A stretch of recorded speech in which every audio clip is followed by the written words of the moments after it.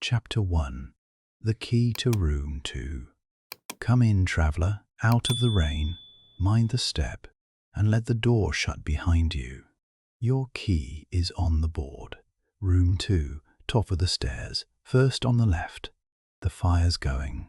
The chair is yours, and I'll begin at once because tonight's story starts a long way from this hillside in Vienna in winter, many years ago.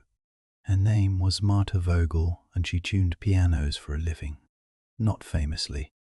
Pianos don't applaud, but among the people who knew, the caretakers of concert halls, the old teachers, the men who moved pianos up staircases and swore quietly while they did it, among those people it was said that Marta Vogel could hear a lie in a piano from across a room, and that when she was finished with an instrument, it told the truth for years.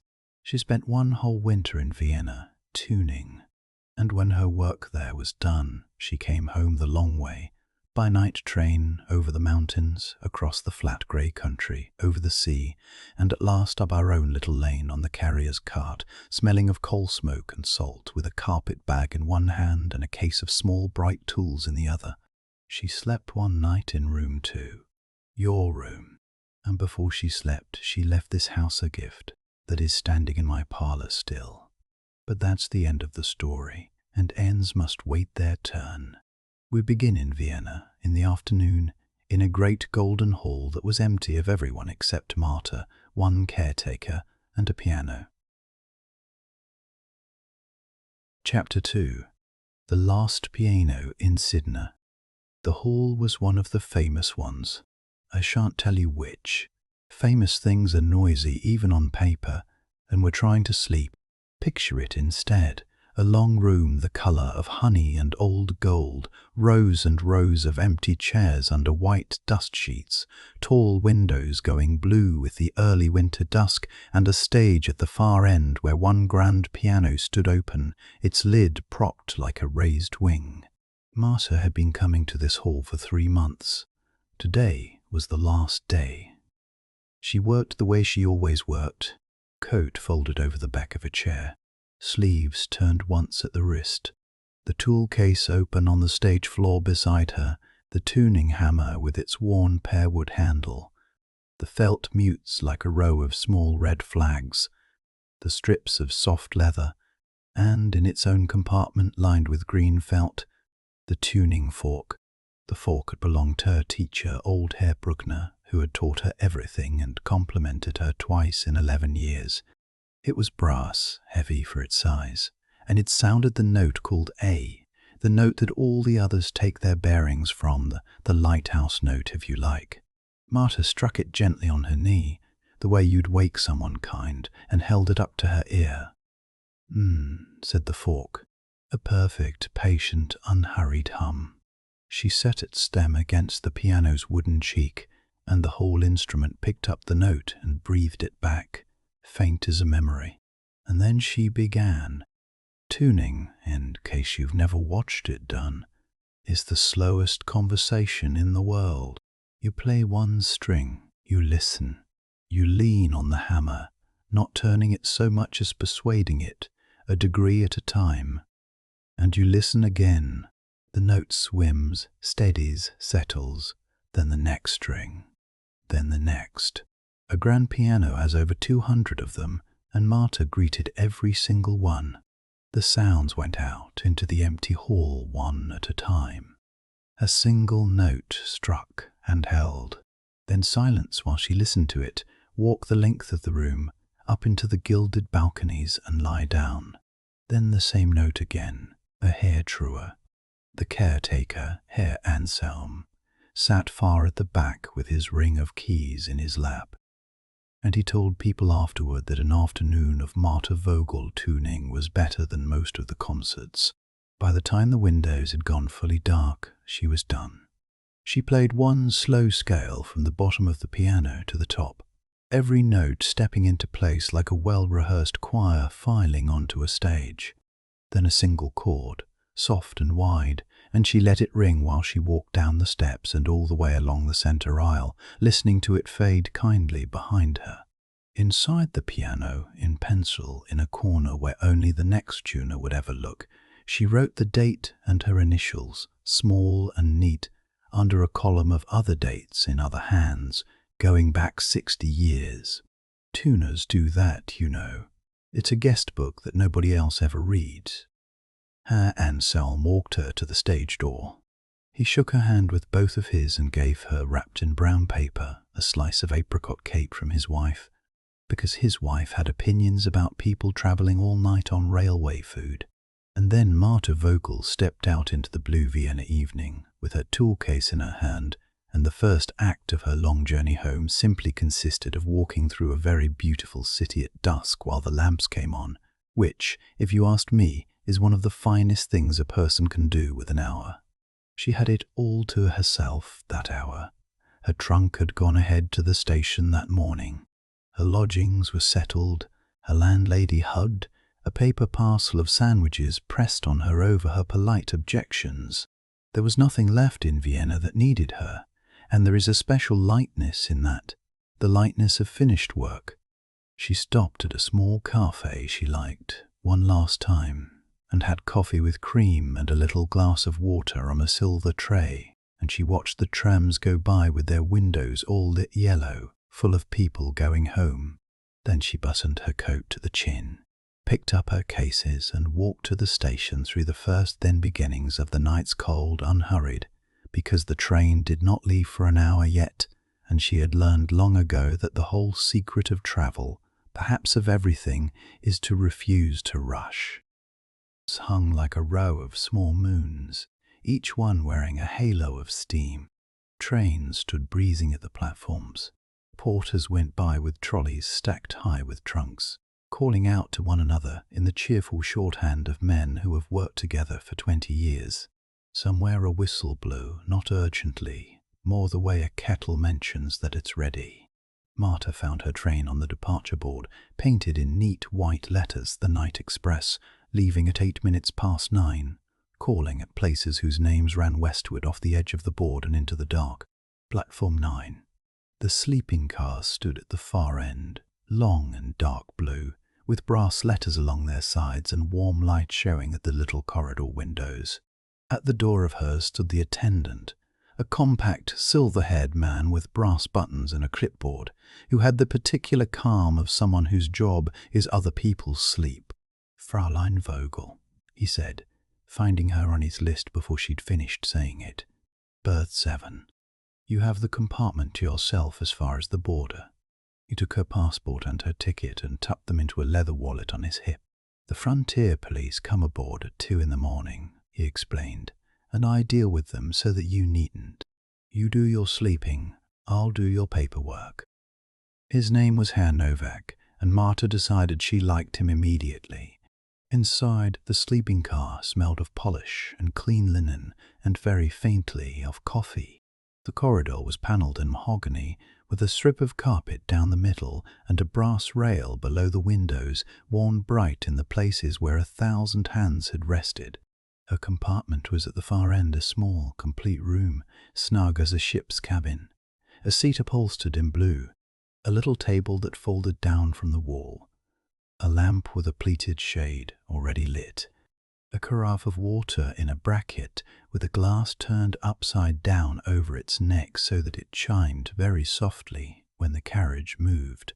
She stowed the carpet bag, the tool case she kept beside her, as always, not because she feared for it, but because tools that have worked all day deserve to ride inside.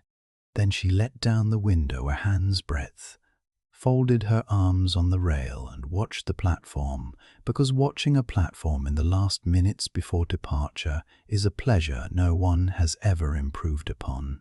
Late passengers arriving in a flurry and instantly pretending they hadn't hurried. A guard walking the length of the train with a lamp, unhurried as a lighthouse beam. 2 porters arguing amiably about a hat. A woman kissing her son on both cheeks and then straightening his collar as the whistle blew, because there is always time to straighten a collar. Doors were shut down the length of the train, one after another, each with the same solid, satisfying sound, like a row of books being closed. And then, With no jolt at all, the platform began to slide. That's how a good train leaves, you know. You never feel the train move first. You see the world decide, quite gently, to go the other way. The lamps went past faster and faster. The great glass roof gave way to open night, and the lights of the freight yards swung by. Green lamps, gold lamps, a signalman's window with a stove glowing in it, and then the city began to thin, street by street, into the dark. Marta stood at her window until the last of Vienna was a soft amber stain on the clouds behind them. Then she raised the glass, sat down on the blue seat, and listened to what the train had to say. Chapter 4. Neighbours. Every train has a voice. Marta had known this all her life, the way some people always know where north is. Under everything there was the rhythm of the rails. Dee-dum, dee-dum, dee-dum, dee-dum. The long, patient sentence that would run on all night. Over that, the carriage itself, a creak in the panelling here, the faint ring of the water glass there, the whisper of the lamp. A train, she always said, is simply a very long instrument that someone is playing too slowly to hear. This one, she decided, was in reasonable tune. A little flat around the wheels of the next carriage. Nothing to lose sleep over. She was still listening when she became aware of music. Real music, very quiet, coming through the corridor wall. Someone, somewhere near, was practicing a cello without a cello, no strings, just the wooden knock and slide of fingers on a fingerboard, and under it a low humming, as a man hums who has played a piece so many hundred times that most of it now lives in his hands. Marta smiled, opened her door, and looked out. 2 compartments down, an old gentleman sat with his door open for the air, eyes closed, fingers walking up and down the neck of a cello case as if the instrument was still inside it. The cello itself stood across from him, occupying the opposite seat entirely, wearing its buttoned canvas cover like a coat. He opened his eyes, caught her looking, and was not embarrassed in the slightest. "She has her own ticket," he said, nodding at the cello. "Seat reserved, paid in full. In 40 years she has never once complained about the service, which is more than I can say for myself." His name was Herr Alt. I promise you, traveller, that was truly his name, and he had grown into it beautifully. He had white hair that stood up as if permanently astonished, and he was travelling to the coast to play 2 concerts, and he had been playing that cello, he said, since before most of the mountains they'd be crossing tonight had seen a railway. They stood a while at the corridor windows, the 2 of them, forearms on the brass rail, in the position that everyone on every train has always adopted. The position of a farmer leaning on a gate, except the field is the whole moving world. The last suburbs went by. Then vineyards in long-coned rows under a rising moon, the bare November vines catching the light like rows of penstrokes. Then a village, a church tower, a handful of lit windows, a level crossing with a single lantern and a man on a bicycle waiting behind the gate, 1 foot on the ground, utterly patient. "Every one of those windows," said Herr Alt comfortably, "is somebody's whole evening, soup probably. An argument about nothing. A dog under the table." He sighed with great contentment, and we go past like a rumour. A young woman edged by them in the corridor with an apologetic smile. A student by the look of her satchel, carrying a large flat book of botanical prints which she was taking home to her father, as Marta would learn at breakfast, because trains make a village of strangers by morning. Somewhere ahead, the engine spoke to the night. 1 long note, too short, not a warning so much as a courtesy, the sound of something large announcing itself to the dark countryside the way you might knock on an open door. Herr Novak came down the corridor at 1/4 to the hour, quiet as a cat in his felt-soled shoes, and mentioned to each of them in turn that the dining car was serving until 11, and that he would make up the berths while they ate. "Soup tonight is the clear one, with a little dumplings," he said, in the tone of a man passing along intelligence of genuine importance. And in this, traveller, Herr Novak was entirely correct. Chapter 5. The dining car. To reach the dining car, Marta walked forward through 3 carriages, and between each pair of them came the little concertina passage, that swaying canvas room, 2 steps long, where the noise of the wheels rises up around you and the night air finds the gaps and touches your face, so that for 1 step you are almost outdoors, almost part of the running dark, and then you open the next door and you are back in lamplight and warmth at the dinner. She never tired of that. Nobody sensible ever does. The dining car was a long, bright room of white tablecloths, each table with its own small lamp under a rose-coloured shade, so that the whole carriage, seen from outside, must have gone through the countryside like a string of lit lanterns. The windows were black and gleaming, and in them the little lamps rode along, doubled over the passing fields. A waiter with a napkin over his arm moved down the aisle against the sway of the train without spilling a single drop of the soup he carried, leaning, straightening, leaning, like a man dancing very slowly with an invisible and slightly clumsy partner. Marta was given a table halfway down, and a menu card in beautiful looping print, and a basket of brown bread with butter curled into little shells. She had the clear soup with the semolina dumplings, because Herr Novak was a man whose recommendations one trusted, and it arrived steaming, golden, honest, the kind of soup that seems to have been made by somebody's grandmother who happened to take a job on the railway.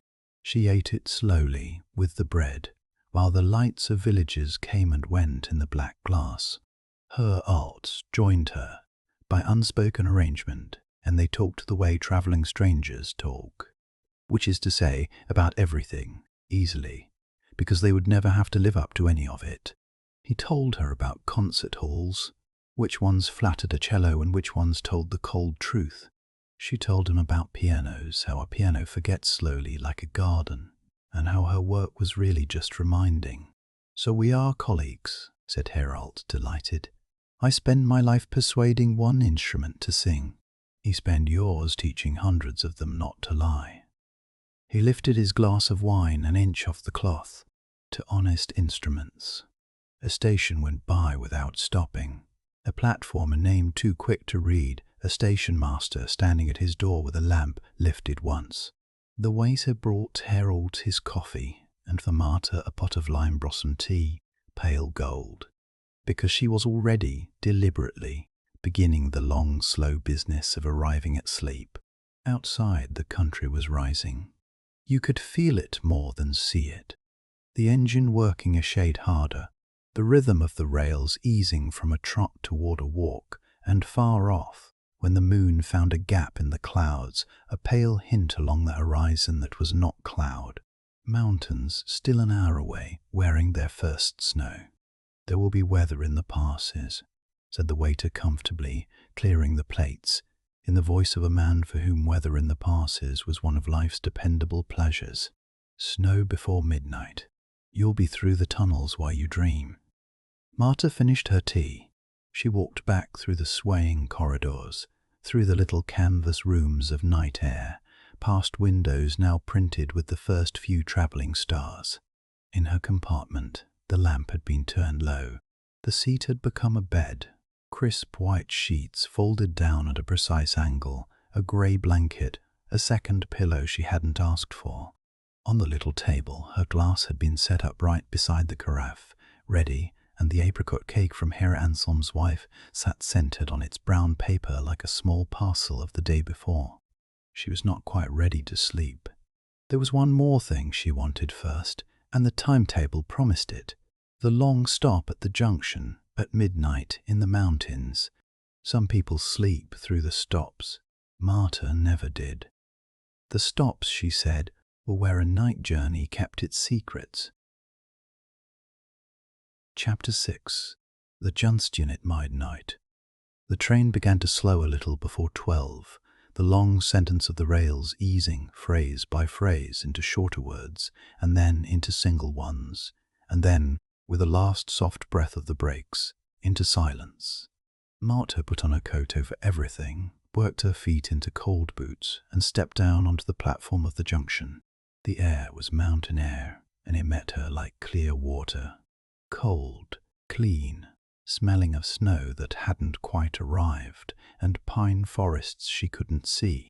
The station stood in a pool of its own lamplight, a stone building with deep eaves, a stack of firewood under the window, and a cat sitting in the lit doorway of the station master's office with its tail wrapped round its feet, supervising. The platform lamps each wore a halo. Beyond their reach, the dark went up. You could feel it going up, into slopes and forests, and finally into a sky so thick with stars that the mountains were visible only as the place where the stars stopped. The train stood breathing quietly beside the platform, and men with lanterns walked its length. One of them was doing the thing Marta had come out hoping to hear.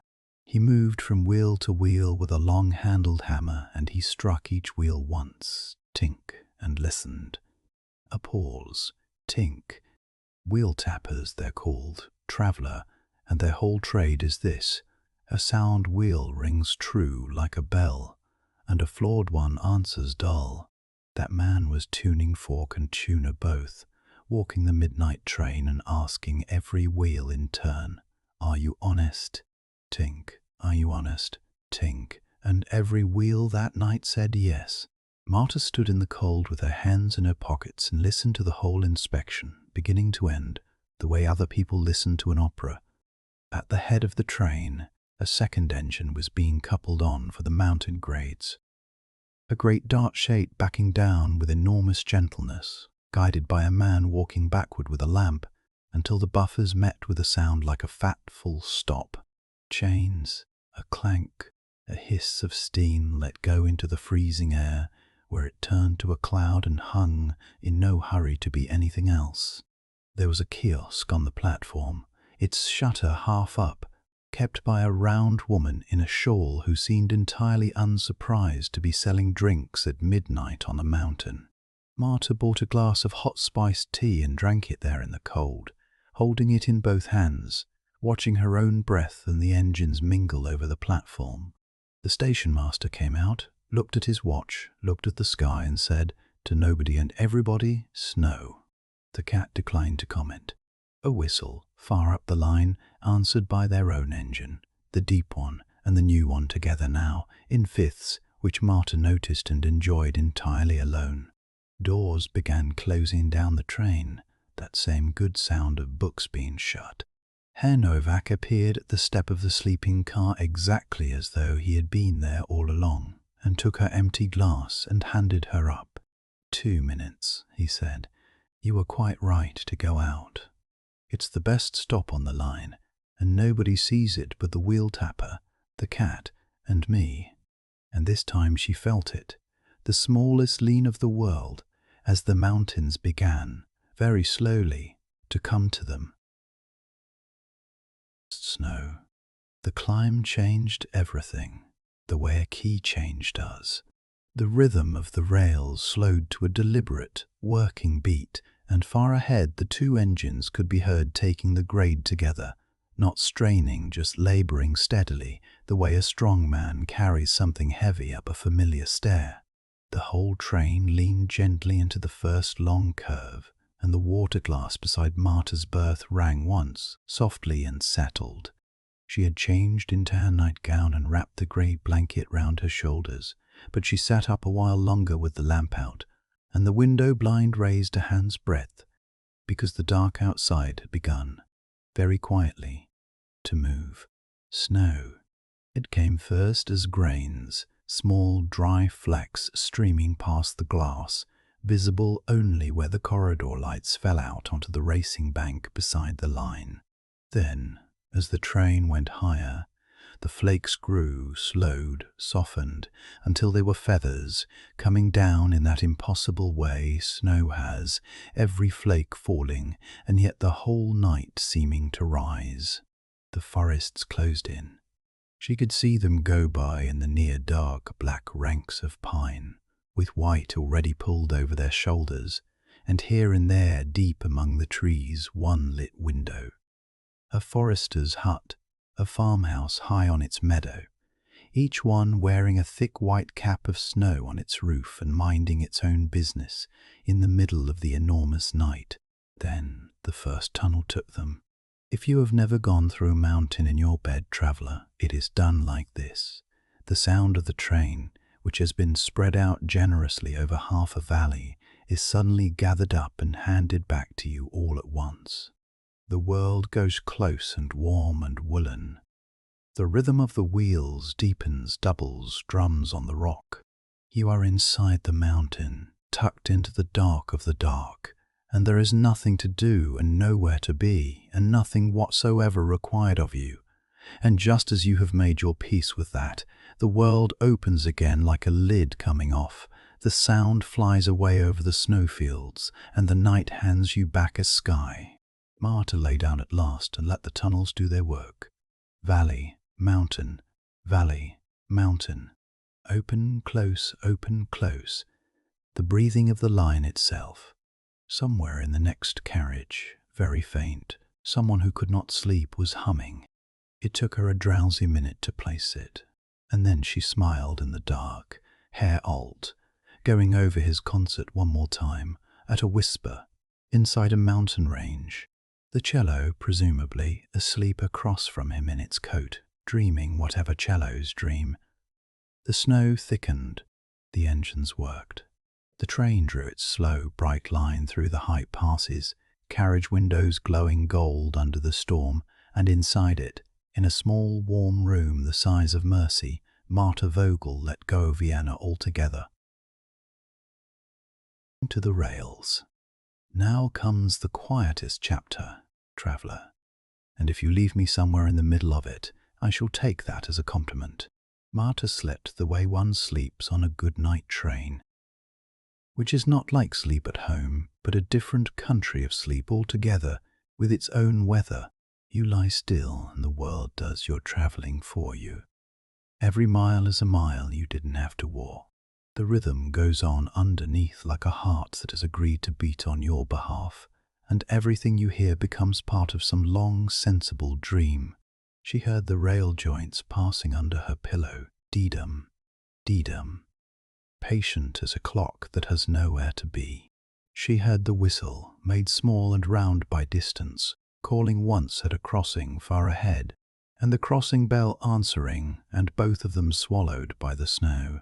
She heard the deep change in the note whenever a bridge took them, a hollow iron sentence over a river she would never see, and the softening whenever the cuttings filled with drift, the train hushing through them like a word spoken into a scarf. Once, half surfacing, she heard the frontier come aboard, a stop with no station announcement, boots on the corridor carpet trying to be quiet and nearly managing it, a low exchange of words, the unhurried thump of a rubber stamp. Once, twice. Herr Novak's voice even and dry, doing her sleeping's paperwork exactly as promised. She never even turned over. The train moved off again so gently that the border between countries and the border between dreams turned out to be the same thing, crossed the same way. Once, later, she rose almost all the way up like a swimmer under lamplight, and found the train standing in some small station at 3 in the morning. Through the gap under the blind, a lamp, a name in painted letters she read and instantly forgot, a trolley with one trunk on it, a railwayman blowing on his hands. Nobody got on, nobody got off. The station simply existed for a minute, perfect and complete, like something remembered from childhood, and then the world leaned and slid and went on. At the end of the corridor all night, Herr Novak sat on his little folding seat with a glass of tea going cold beside him, keeping the only watch that needed keeping. Every hour or so he walked the carpet on his felt soles, adjusted a lamp, eased a rattling door, stood a moment at the window. Sleep is a procession, and every procession needs one person who stays awake at the back of it, and that person, between Vienna and the sea, was him. And the train went on stitching the dark together. Valley to valley, snow to rain, one country into the next, carrying its 200 sleepers and one cello westward through the very bottom of the night, while the mountains stepped back by degrees, and the stars went out one by one behind the coming grey, and every turn of every honest wheel said nearer, nearer, and Marta dreamed in the way one dreams on rails, shallowly, agreeably, with the sounds of the real night woven straight into the cloth of it. Very large. That was usual. She had dreamed some version of it all her working life. But tonight the instrument had no edges. She would set a string true and follow it with her hand, and the string ran on out of octave, to peen and rising past the window, pole to pole, humming its one long note across the sleeping country, and she understood with the plain certainty of dreams that all the wires were strings and the whole nightland was one long it across the sleeping country. And she understood with the plain certainty of dreams that all the wires were strings and the whole Frad Sigurrataged. Old Herr Brickner was in the dream too, of course, sitting at the far end of the dining car with his watch open on the white cloth, and he looked down the swaying carriage at her over his spectacles and said what he had always said the whole 11 years, again, Fräulein. Slower. The note will wait for you. It has been waiting since before you were born. And in the dream she was not grown at all, but 9 years old, standing on the piano stool in his cold parlour in her outdoor coat because his stove was for burning opinions in, not coal. 9 years old and being taught the first thing, the only thing, the all the rest of it hangs from, like keys on a board, how to hold still and listen to one sound until the sound turns and looks at you. He had made her do nothing else for a month. One note struck and held. What do you hear? A note. What else? Nothing. Listen again. And the long afternoons of that month came back to her down the years and down the corridor of the train. The light going grey in an old man's parlour. The same, a hanging in the cold air over and over, until the day it had finally opened like a door and she'd heard everything that lives inside a single tone. The shimmer, the beating, the quiet argument of it, the whole crowded household of one plain note, and it looked up amazed and note burn. At last, with ceiling, in the voice to voice the choir and now we may begin. The frontier stamp thumped far off in some official corner of the dream, and became her teacher's fist coming down gently on the piano lid, once, twice, good, good, and the train ran on. Toward morning she half woke once more and lay listening with her eyes shut, taking a slow inventory the way you might run your thumb along a shelf of familiar books. Rails even. Wheels. Honest. The tapper's word, every one of them ringing true down the whole dark length of the train. The lamp chain against the shade, a grace note every third sway.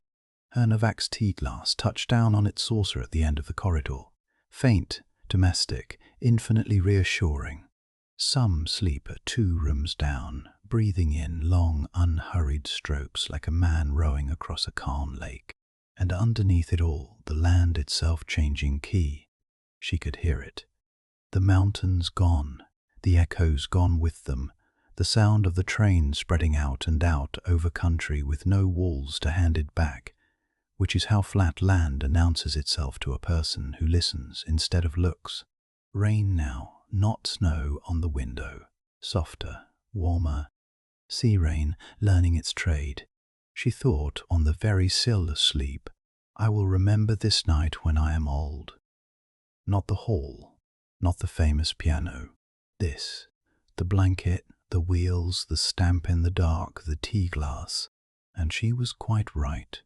She did, and now, traveller, so will you, a little, though it was never yours, which is the particular magic of inns, and the entire reason I keep one. You may stay in that berth as long as you like, traveller, but morning is coming to the story, even if it needn't come to you. Morning and the flat country and the smell of the sea. Every morning, flat country. She woke to a different train, The mountains had been spent somewhere in the night, and the rhythm under her had opened up into an easy, level running, long straights, no labour in it, the sound of a train with nothing left to climb. The light through the blind was the pale silver grey of very early morning in low country. Marta raised the blind on a world lying perfectly flat under mist.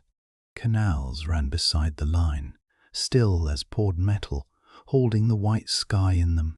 Rows of poplars went by, bare and upright, planted by some orderly soul a century ago, each row turning slowly like the spokes of an enormous wheel as the train passed. A barge sat low in the water with a light in its little cabin window, and a dog standing motionless at the bow, taking its duties seriously. Windmills held their arms still in the windless morning. Here and there a farmhouse floated on the mist with only its roof and its chimney smoke showing. The smoke going straight up, unhurried, the way smoke does when the world hasn't decided to be windy yet. She washed at the little fold-down basin. Cold water, a hard, clean towel, the small heroism of a traveller's morning, and dressed and folded the blanket out of an old habit of courtesy toward people like Herr Novak, who would only unfold it again. Breakfast came on a tray, coffee in a silver pot that had been dented, at some point in its long career, into a shape it seemed to prefer. 2 rolls with a crackle to them, butter, apricot jam in a little glass dish, as if Vienna had sent one last small ambassador after her. She ate at the window while the flat country brightened by degrees, mist thinning off the canals, until the first gulls appeared, 1, then 3, then a loose following crowd of them, hanging over the train, and gulls, traveller, mean only one thing. The sea change came the way it always comes, not as a sight but as a smell. Coal smoke and damp fields all night, and then, through some gap in the morning, salt. The port arrived around them in the practical, unbeautiful, endearing way ports do, sidings, cranes, stacked timber, warehouses with their names painted 20 feet high, ropes, rust, tar, and a wet cobbled quay shining like it had been polished. The train ran right out along the harbour itself, rails to the water's edge, and drew up so close to the ship that the platform and the gangway were nearly the same thing. The ship stood over them, black-hulled and white above, with one red funnel already breathing, gulls making their unreasonable remarks around her masts. On the platform, in the fresh grey air, Marta said goodbye to Herr Alt, whose concerts were here in the port city. He took her hand in both of his, exactly as Herr Anselm had done. It is apparently how kind old men the world over say farewell, and wished her a calm crossing. "When you are next in Vienna," he said, "come and hear us, and afterward you shall tell me honestly whether the hall was flat around the wheels." He went off down the quay, upright as a poplar, the cello riding beside him on a porter's trolley like a dignitary. And that was the last she ever saw of him, though not, she found, the last she ever saw of him, which is a different and better thing. Trunks swung overhead in nets. A bell rang somewhere aboard twice. Marta picked up her carpet bag and her tool case and walked up the gangway with the sea moving dark and easy below the boards, and the land part of her journey, 1,000 miles of it, folded itself up quietly behind her like a map. The crossing the sea that morning was in one of its patient moods. November grey, pewter grey, moving in long, slow shoulders with no white on them. A sea with no argument to make, going about its old business under a soft, low sky. The ship came off the land, found the rhythm of the swell, and settled into it like a stout, experienced walker. Marta stayed on deck at first, at the stern rail, and watched the port assemble itself into a single grey line. Cranes, roofs, the smoke of the town, the thin dark spire of a church, and then watched the line grow simpler and simpler until the continent she had crossed all night was just that, a line drawn along the bottom of the sky. She thought, being as she was, that a coastline seen from the sea looks exactly like a long-held note. And then she thought of breakfast rolls because she was also a practical woman, and went inside. The saloon was warm and smelled of tea and wet wool. Broad windows, brass rims round them. Long benches with buttoned leather. A steward moved among the travellers with a tray, and tea came in thick white cups, heavy as small anchors, the kind of cup built on the assumption that the drinker's table might at any moment tilt with a brown teapot and milk and a biscuit lodged in the saucer. She took a corner seat and did the crossing the way it is best done, slowly, warmly, without ambition. The engine's beat came up through the floor, quite unlike the rails, not a sentence but a heartbeat, low and constant, the same word over and over, on, on, on, on, on. Rain came across the windows in fine passing curtains and went away again. A child slept against its mother with its mouth open. Two sailors off duty played a card game so slow it was indistinguishable from rest. Marta finished her tea, and Herr Anselm's apricot cake finally met its moment, and it was excellent. And somewhere in the hour after that she fell asleep sitting up, with her boots on and her hands folded on the tool case, the way tired professionals sleep in public, completely and with dignity. She woke to a change in the engine's word, from on, to easy, easy, easy, and there, filling the forward windows, was the other coast, pale cliffs with grey-green land above them, coming and going through the weather. A harbour opening its stone arms, fishing boats at their moorings, and one coming in ahead of them trailing its own private congregation of gulls, and away down the coast on a point of land, small at that distance but unmistakable, a lighthouse, white with a lamp-room glinting even by day. Marta looked at it the way she looked at everything, with her ears as much as her eyes, and thought, a lighthouse is a note held for ships, one tone, sustained, so that everything at sea can tune itself to the land. She did not know, how could she, that the coastline now standing up out of the sea ahead of her had once been walked, every mile of it, chain and compass, by a quiet man with ink-stained fingers, who had also in his time slept one night under this roof. She and Alias Wren never met, traveller. Guests of the same inn seldom do. That is what innkeepers are for. We introduce you to each other, years apart, by lamplight like this. The ship came in past the harbour wall, where a man sat fishing in the rain with the contentment of a stone, and the ropes went ashore, and the gangway rattled down, and Marta Vogel stepped onto the last country of her journey with 2 bags and no hurry at all. The branch line. The last train of a long journey is always the smallest, and it is always the best. Hers waited at a wooden platform behind the harbour station, a branch line train of exactly 3 carriages, with an engine that would not have impressed anyone at the Westbahnhof, and did not care. The carriages had seen service. The seats were worn to the shape of the local population. The guard knew, by name, every single person who got on, and inspected Marta with friendly frankness of the one person he didn't. Going far? He asked, clipping her ticket. She named the market town and the inn beyond it. This inn, traveller, this very hillside, and the guard nodded as if she had passed a small examination. Carrier goes up that way at 5, he said. You'll have weather, he added, with the mild satisfaction the people of this coast take in being right about rain. The little train went along the shore of the afternoon at a sociable pace, and everything the night express had done grandly, it did fondly. It stopped at every station, and the stations were tiny. A lamp, a bench, a name board, a station master's garden put to bed for the winter with the dead stalks tied up neat as pen nibs. At one halt they waited 3 unscheduled minutes for a woman who could be seen coming down a hill path with a basket. Nobody sighed. The engine used the pause to have a drink from a water tower. At another, a crate of hens was handed into the guard's van with formal ceremony, and the hens made their remarks, and the train went on. The sea kept them company the whole way, off on the left hand, grey and patient, appearing and disappearing behind hedges and headlands like someone tactfully checking on you. The market town, when it came, was lighting its lamps.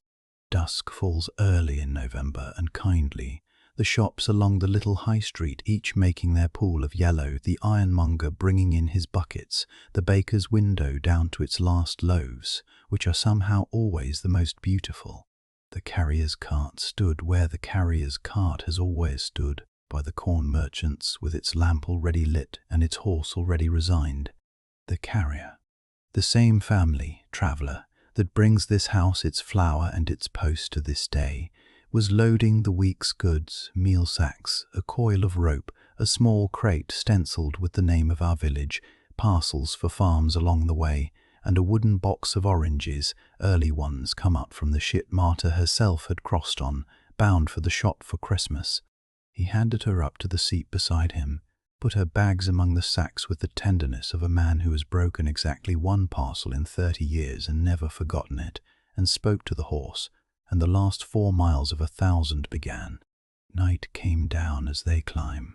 The lamp swung on its bracket and threw its light on the hedges going by, on the streaming stone walls, on the horse's patient hindquarters and its one turning ear. The promised rain arrived, soft, fine, entirely serious about the long term, and the carrier observed that it would be at it all night now, in the tone of a man announcing that all was well.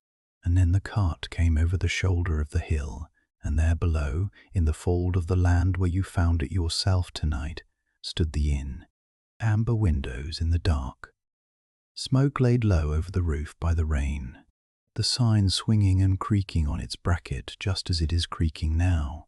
Listen, and one window dark above the porch, a square window deep in the old wall, the window of room 2, which had been waiting the way rooms do, without impatience, for exactly this traveller.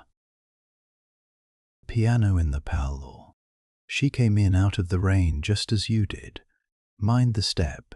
She was worn too, and the door swung shut on the night, and the fire had her at once. There was soup, because there is always soup, leek and potato that evening, with brown bread and salted butter, and after it a baked apple gone soft and golden in its skin, filled with honey, with cream going over it in a slow ceremonial spiral. She ate by the fire with her boots off and her stockinged feet toward the warm 1,000 miles from the Golden Hall, and the innkeeper of that day, never you mind, traveller, which of us that was, kept the teapot doing its rounds and asked no more questions than a good fire asks. It was while her tea was cooling that she noticed the piano. It stood then where it stands tonight, against the parlour wall, an old upright in walnut, candle sconces on its front, lid closed, wearing that particular stillness of an instrument that has not been opened in a long time. She looked at it the way a doctor looks at someone across a room who is about to become a patient. "Does it play?" she asked. "It makes sounds," the innkeeper admitted. "It lost its way years ago, the damp, you know, and no one this side of the market town to set it right. We keep it shut. It's kinder." Marta Vogel put down her teacup, and she said the sentence, traveller, that has been quoted in this house ever since. She said, "Nothing that can be tuned should ever be left untuned." She fetched the tool case. "Picture the parlour as it was for the next 3 hours, because this is where I mean to leave you. The lamp on the long table turned up just enough. The fire kept fed but quiet. Rain steady on the square window. The inn's cat. There has always been a cat, asleep on the 3rd stair, supervising through one closed eye. The lid of the old piano open at last, breathing out its held breath of felt and wood and 40 winters, and Marta in her stocking feet before it, striking the brass fork on her knee, setting its stem against the piano's cheek, and giving the house back its A. Then the long conversation. One string. Listen, persuade, listen. The note swims, steadies, settles, tells the truth. The next string. The felt mutes walking slowly up the piano like little red flags claiming honest territory. Single notes going out one at a time into the firelight, each held, each fading kindly, the rain keeping time, the fire keeping counsel. The slowest music in the world, the music of something being put right, note by note by note, while the traveller in front of it worked with her eyes half closed, and the whole warm room did the listening. She began as she always began, in the middle. The heart of a piano is the octave around middle C, and a tuner settles that first, the temperament it's called, the laying of the foundation, and it is done in fifths and fourths, this note against that one, patiently back and forth, the way you'd true a wheel or level a long shelf, a little here, test, a little there, test again. To anyone watching it looks like nothing at all, a woman touching two keys, a pause, the smallest lean on a small steel hammer, the same two keys. To anyone listening, really listening, it is the sound of order arriving, 1 degree at a time, in no hurry, refusing absolutely to rush. The old piano faltered at first in its mild way. 40 damp winters had let every string slump into its own opinion, and the first hour was simply the house's instrument being reminded, note by note, what it had agreed to when it was built. Some pins turned stiffly, and then all at once, like a rusted gate giving, she gentled those back and forth until they moved like honest gates. One string, up in the treble, had been replaced badly long ago by some travelling chancer. She knew the work at a glance, and said a word about him in German, quietly, that I have never asked her to translate, and she drew it up slowly, in stages, letting it rest between pulls the way you rest a horse on a hill. And while her hands worked, her eyes wandered, because a tuner's eyes are off duty. They went round the parlour in the lamplight, and everything they found is still here for yours to find tomorrow. The long table, scrubbed pale as bone, where a mapmaker once inked the last line of a coastline. His map hangs framed on that wall now, and Marta looked at it a long moment, without knowing what it was, except that it was careful, and she approved of careful. The dresser with the blue plates, the settle by the fire, black with 200 years of exactly this, the window deep and square in the old wall holding the rain, the cat relocated now to the hearthstone, lying in the shape of something that has never known a single care and intends to keep it that way. Somewhere past 11 the character of the work changed, and even the drowsing innkeeper heard it change. The searching was over, and the confirming had begun. Unisons now. Each note on that old piano has 2 or 3 strings that must agree exactly, and she brought them together pair by pair. And where 2 strings agree there is a moment, unmistakable even to a sleeper, when the beating between them slows and slows and stills, and the note suddenly stands up straight. That sound went through the parlour over and over in the firelight, a wavering, a slowing, a stillness, a wavering, a slowing, a stillness, like watching someone fall asleep 30 times in a row, like being shown, patiently, how it's done.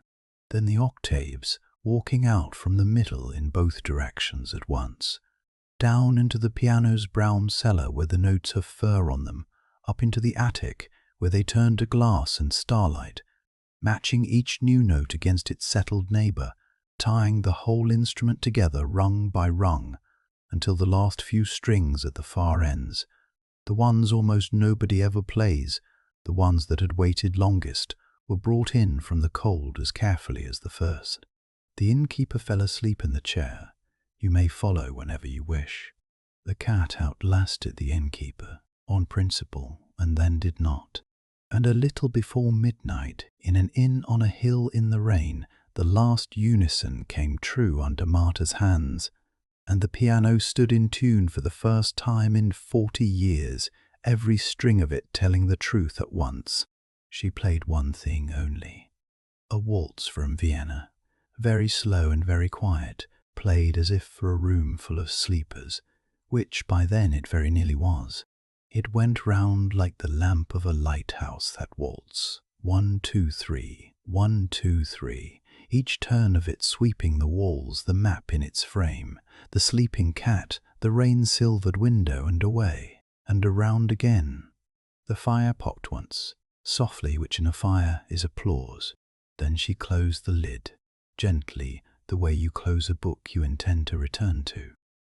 And before she took her candle up, she did the last thing. From the tool case she brought her spare tuning fork, the lesser one, the traveller of the pair, and she hung it by a green ribbon on a nail above the piano.